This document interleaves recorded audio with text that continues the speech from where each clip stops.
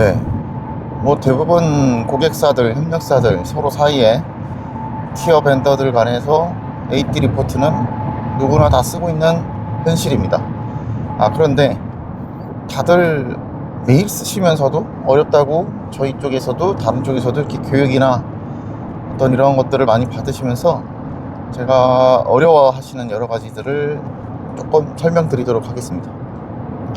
AT 리포트는 뭐 8개의 절차대로 고객의 대책 문제를 해결하는 어떤 절차이면서 프로세스죠.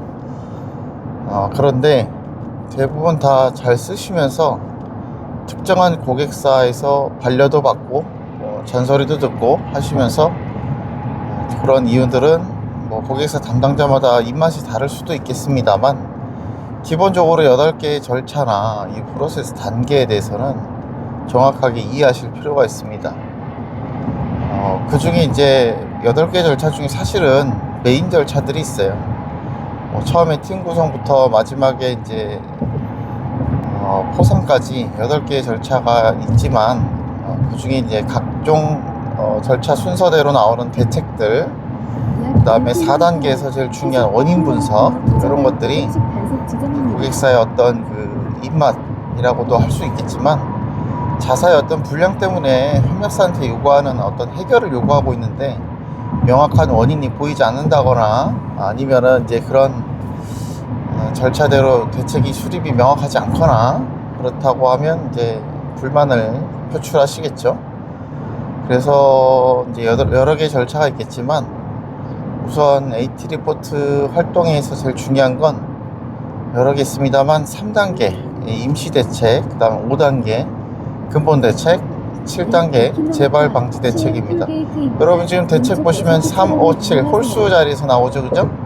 그래서 3개의 어떤 대책 자리가 있어요. 보통 이제 우리나라 자동차 업종에서 많이 쓰는 현대기아로 나간 양식 같은 경우는 보통 이제 근본 원인하고 유출 원인하고 그 관련된 근본 대책, 유출 대책 이렇게만 요구하니까 재발 방지 대책이라는 어떤 컨셉이 정확하게 전달되지 않는 것도 좀 문제가 있습니다만 이 대책 중에 정확한 대책의 어떤 의미를 이해하시는 게 더 좋을 것 같아요.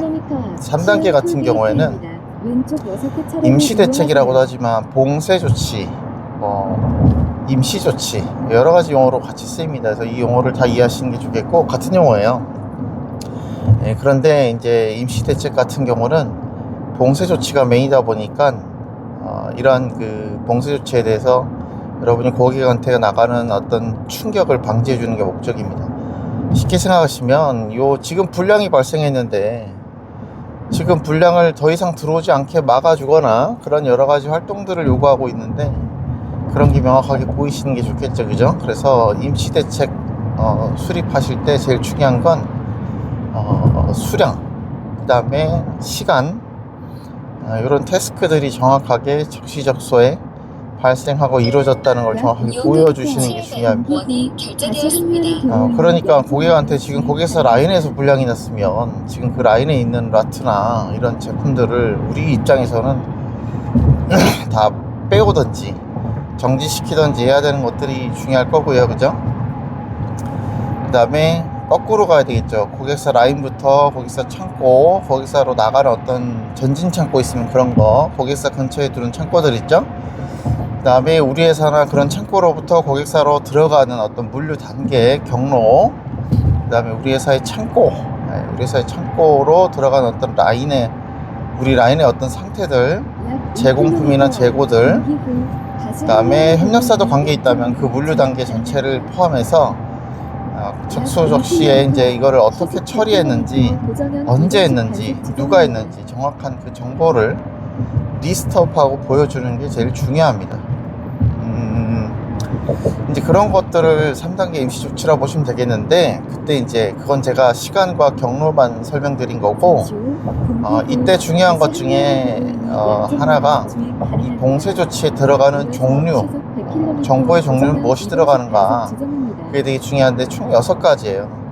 정확하게 봉쇄라는 거, 컨테인먼트라고 표현하는 것들은 식별 처리가 일단 우선 중요하죠. 일단 라트든 재고든 팔레트에 쌓여있든 얘는 정상인지 의심품인지 부적합품이 확실하게 완전히 다 들어있는 애인지 그렇게 구분하는 어떤 행위가 또 중요할 거고요. 그 다음에 식별이 되면 격리가 필요해요. 걔네들이 섞여 있으면 안 되잖아요, 그죠? 그래서 격리, 즉 정상적인 애들하고 비정상적인 또는 의심되는 애들하고 구분시켜주는 게 더 중요할 것 같고요. 그 다음에 이것들을 움직이지 않도록 봉쇄 처리하는 거예요.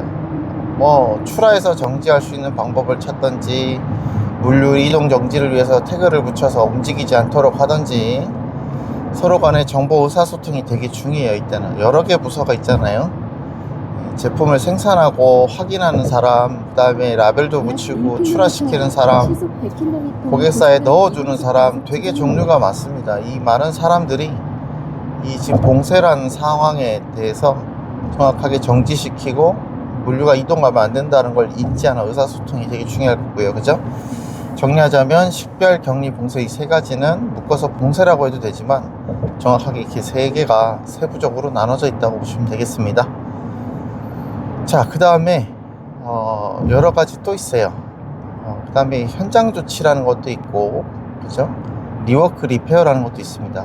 세 개가 더 있는데, 리워크하고 리페어는 조금 정확하게 구분하자면 명확한 어떤 그 용어 정의에서 표현되지는 않는데, 이런 그 리워크는 고객한테 승인받은 어떤 공정 내에 다시 들어가는 것들을 리워크라 그래요. 그 다음에 리페어는 이미 완성된 제품이 나왔는데 불량이라고 판정되면 얘네들을 사용 가능하도록 수리하는 행위인데, 그래서 이걸 수리라고 부르는 거지만 정의된 어떤 기준에 따르면 정상적인 양품을 손댄 거예요. 그러니까 고객이 승인해 준 적이 없는 공정이 하나 더 생긴 거예요. 그러니까 고객이 싫어하죠. 여러분, OEM 산업은 승인 제도라는 게 반드시 있어요. 특히 자동차 업종 같은 경우나 일반 다른 업종들도 마찬가지입니다.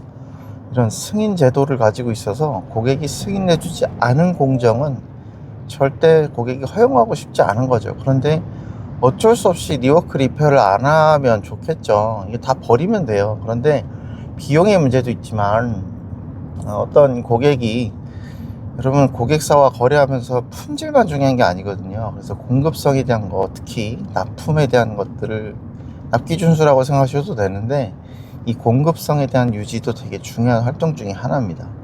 그러니까 공급성을 유지하려면 지금 수량이 모자란데 다 버려갖고 폐기 처리하면 납품이 끊어지지 않습니까? 그렇죠? 그래서 이런 것들을 리워크 리페어라는 단계를 거치기도 합니다. 그러니까 일반적인 정상 경로가 아니기 때문에 되게 철저한 관리나 어떤 케어를 필요로 하는 거죠. 그래서 그런 조치까지랑 해서 4번, 5번이 되겠고, 그죠? 아까 3개랑, 그 다음에 마지막은 제일 중요한 현장 조치입니다. 불량은 가만히 있다 나오는 게 아니라 사실은 현장에서 나오잖아요. 그래서 이 현장에서 나왔던 불량이 정확하게 어떤 현장 조치를 통해서 중지된, 중단이라기보다는 중지되는 어떤 그런 것들을 말해요. 그러니까 불량이 아직도 찍어 나오고 있다면 그 공정을 스톱시키고 마모된 공구를 교체하거나 파손된 금형이나 지그를 교체하는 이 작업이 현장 조치라고 보시면 되겠습니다. 그래서 이러한 사항들까지 총 한 6개 정도가 봉쇄조치, 임시조치, 임시대책 같은 말로 사용하는 D3, 3단계라고 보시면 되겠습니다.